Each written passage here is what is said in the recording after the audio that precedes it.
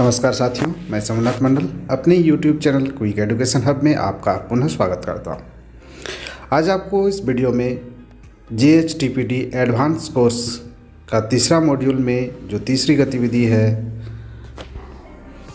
जिसमें समझ से पढ़ने की रणनीतियां भाग 2 की आकलन का प्रश्नोत्तर को मैं कराने का प्रयास कर रहा हूं।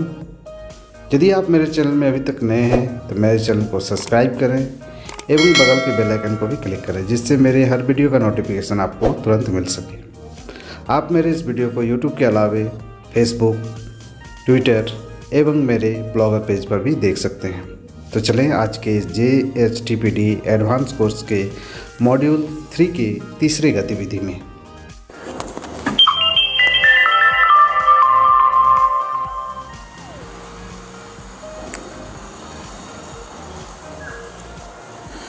JHTPD एडवांस कोर्स 3 के मॉड्यूल में हम लोग तीसरी गतिविधि पर हैं, जिसमें समझ से पढ़ने की रणनीतियाँ 2 का आकलन है। तो चलें इस गतिविधि को करने का प्रयास करते हैं।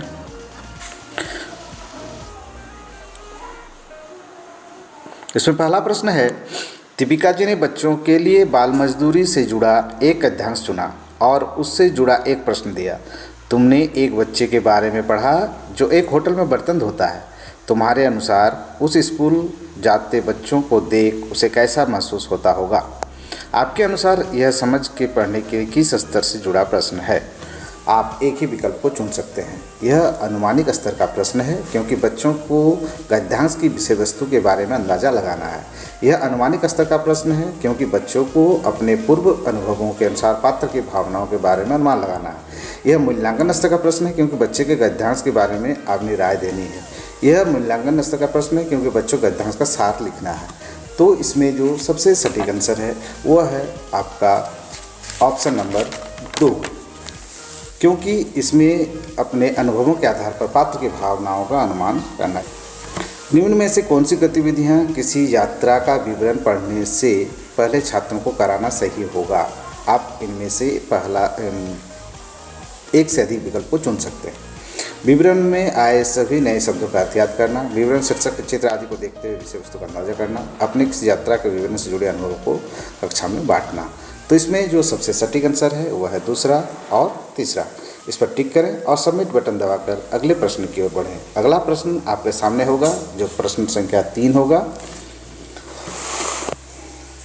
राजू ने को पढ़कर कहा कि मैंने कल अखबार में भी इस मुद्दे के बारे में पढ़ा था। पास ही के इलाके में कुछ लोगों के घर काफ़ी गंदा पानी आता है, उसे पानी पीने से बीमार पड़ रहे हैं। आपके अनुसार यह कहते हुए राजू किस रणनीति का प्रयोग कर रहा है? पूर्वावलोकन, पाठ के संरचना पहचानना, संदर्भ स्थापित करना, पाठ से संबंध बनाना। तो इसमें जो सबसे सटीक आंसर है वह है चौथा विकल्प, पाठ से संबंध बनाना। सबमिट करें और अगले प्रश्न की ओर बढ़ें। अगला प्रश्न आपके सामने कुछ इस प्रकार का होगा। ज्योति जी किसी ऐतिहासिक या सांस्कृतिक पाठ को पढ़ाने से पहले उसके लेखक और उसकी ज़िंदगी के बारे में अपने छात्रों से चर्चा करती है। इतना ही नहीं, वह पाठ से समय, काल और जगह के बारे में उनसे बातचीत करती है। आपको क्या लगता है ऐसा करना क्या होगा? आप एक विकल्प चुन, पाठ के संदर्भ को समझ पाएंगे, छात्र लेखक के पीछे और उसके पाठ लिखे और पाठ के पढ़ने में दिलचस्प लेंगे, पाठ का सार लिखने में मदद मिलेगी। तो इसमें जो सबसे सटीक आंसर है वह है छात्र पाठ के संदर्भ को समझ पाएंगे।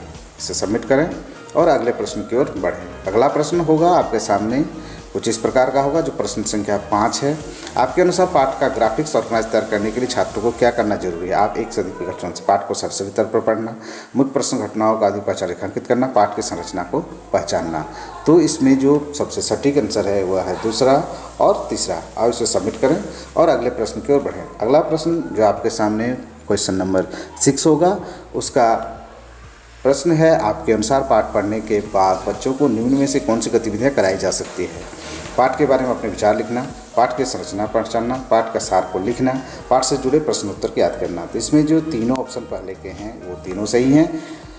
पाठ के जुड़े प्रश्नोत्तर याद करना उतना इसमें इम्पोर्टेंट नहीं है। तो इसमें सबमिट करें और अगले प्रश्न की ओर बढ़ें। अगला प्रश्न आपके सामने होगा क्वेश्चन नंबर 7।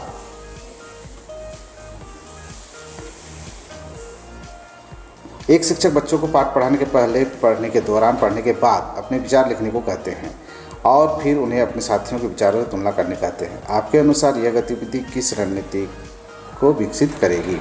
तो इसमें पाठ से संबंध बनाना, पाठ की संरचना पहचानना, संश्लेषण, पाठ के छिपे निष्कर्ष को निकालना। तो इसमें संश्लेषण जो है रणनीति विकसित होगी। इसे सबमिट करें और अगले प्रश्न की ओर बढ़ें। अगला प्रश्न आपके सामने कुछ इस प्रकार का होगा।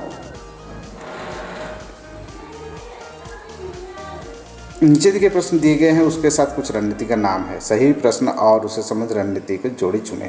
पहला कहानी में अम्मा का अमजल के साथ क्या संबंध होगा, छिपे निष्कर्ष निकालना। मैं छोटी हूँ नाम कविता के किस भावना को बताई गई है, पाठ की संरचना पहचानना। क्या तुम्हारे गांव में कभी मेला लगा है, किस तरह के मेले दिखाए जाते हैं, पूर्व ज्ञान से सक्रिय करना। तुम्हारा लेखक के दृष्टिकोण के बारे में क्या विचार है, पाठ के बारे में राय देना। तो इसमें जो सबसे सटीक आंसर है वह है पहला, तीसरा और चौथा।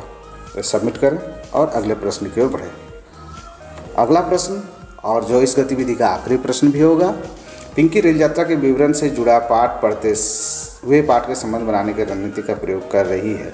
पाठ पढ़ाते समय सोचा कि रेल यात्रा की किस तरह की परेशानी आती है, आपके अनुसार वह किस स्तर के पाठ से बनाना जाती है। पाठ को स्वयं के साथ संबंध बनाना, पाठ का दुनिया के साथ संबंध बनाना, पाठ के दूसरे पाठ के साथ संबंध बनाना, पाठ के लेखन के साथ संबंध बनाना। तो इसमें जो सबसे सटीक आंसर है वह है पाठ को स्वयं के साथ संबंध बनाना। इसे सबमिट करें और इस तरह गतिविधि आपका समाप्त हुआ। वीडियो देखने के लिए आपका बहुत बहुत धन्यवाद।